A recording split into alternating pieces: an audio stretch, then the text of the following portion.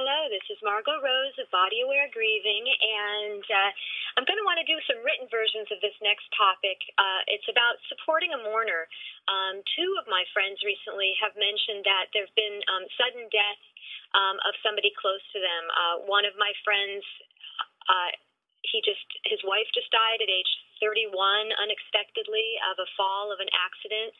And one of my other girlfriends has a housemate, and the housemate's boyfriend, within the same similar period as this other death, the housemate's boyfriend had died also. So these two people who are my friends are immediately in this position where they're supporting a mourner. They have this person who they're close to who's going through just the really surprised and initial stages of grief.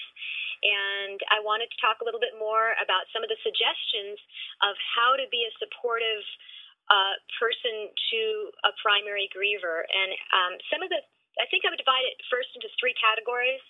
I think the initial category, and certainly within the first few days and weeks of a sudden loss like the two that I've mentioned, is the person's in shock. And if you're trying to support somebody who's in shock and dealing with just literally probably being sort of grief struck, some of the immediate ways of being supportive are to make sure that their physical care needs are being met. I mean, truly something as simple as, has this person had anything to drink? Has this person had anything to eat? Do they need rides? The person who's in shock should absolutely not be driving themselves anywhere. And, you know, if they need to deal with anything logistic, phone calls to, you know, trying to make airplane reservations, trying to organize a funeral or memorial, these are tasks that person's really not capable of right then. And the most support you can have for someone where you're helping them take care of some of these logistical things that are really beyond them right at the moment. The second stage of what I would call, I want to call it a stage of grief. Those names already exist and are applied to other things. But after somebody's shocked, they're often very, very overwhelmed, and this could very much be within the month and year after a major loss. A person can get very overwhelmed very, very easily. They've tried to resume some of their daily activities. If they're people who work, they've probably tried to go back to work. If they're parents, the kids want to kind of get on with a daily life that makes sense to them. And certainly within the second period, basically, where the person's trying to go back into a normal life and lifestyle when they're still responding to grief, and they're almost more awake. It's almost more painful to not be in shock because now you're understanding what's happening and your feelings come back, and you're starting to just often get more sad, get more easily depressed. A person might get much more irritated more easily, and it's because they're overwhelmed. They're probably overstimulated.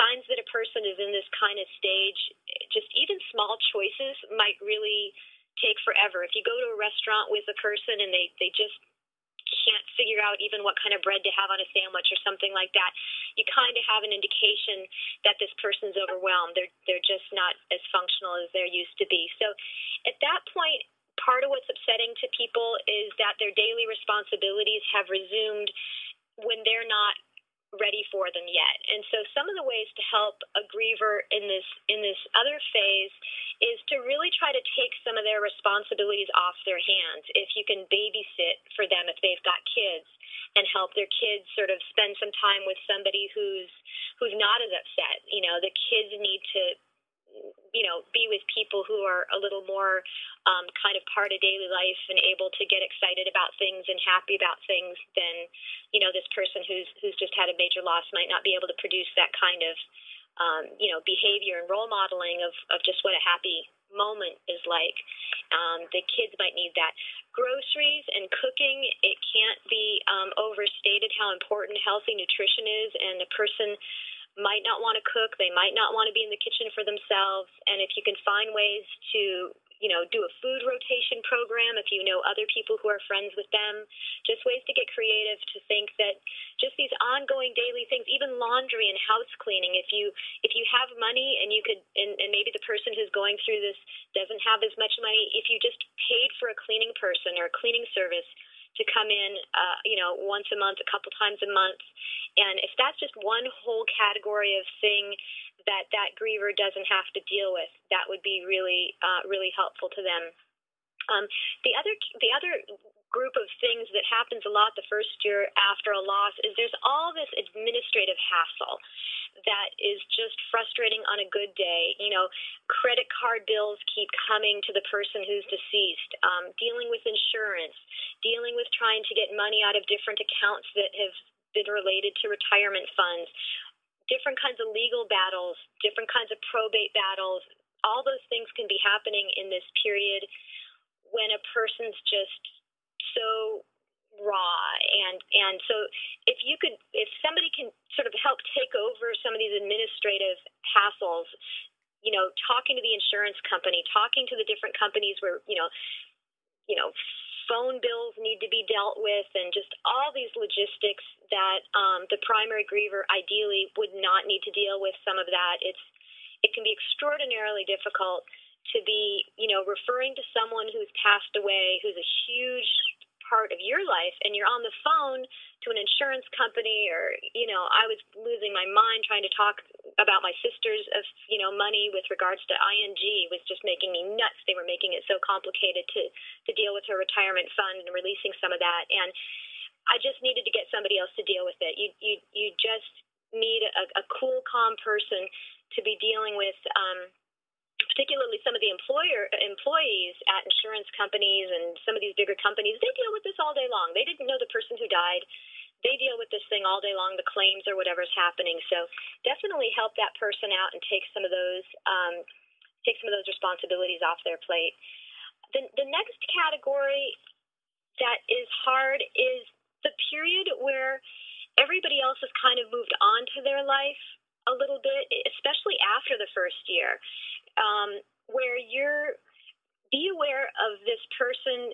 If somebody's lost their husband, their wife, their father, it'll be years if they were close to this person before they've really gotten all the way adjusted to this person being gone. So usually when somebody passes away, immediately everybody tries to call and write and be consoling and offer to, you get a ton of offers of support and care and attention about this important change that's happened in your life, but you get more of that right off the bat when you're actually least capable of even comprehending it.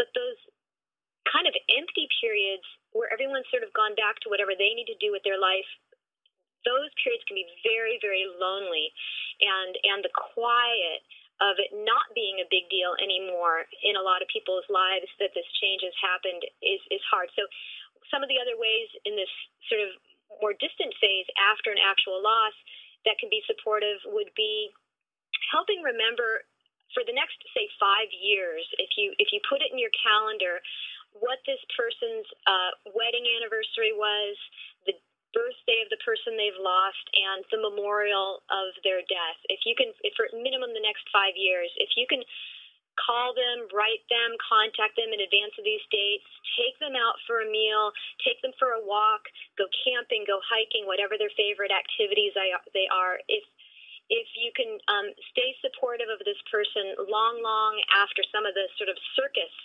of the memorial and the funeral is past, then that's when the person can really take in the love you're trying to express to them, and they can really appreciate that you're helping take care of them for the long time, for the long term. So anyhow, I'll have a written version of this coming up, some version of that, but to get this out quicker, a little bit of audio, those are just some of the ways that you can support someone who's going through a sudden, in particular, grief experience. And if you have other ideas that you can add to this, I would be super glad to hear them. That's definitely what Body Aware Grieving is all about. It's here for all of us to co-create together by sharing our wisdom and finding ways that we can pool our resources of what we've experienced, and we can all come out a little bit ahead. So best wishes to you, and love to hear your ideas. Take care. This is Margot Rose.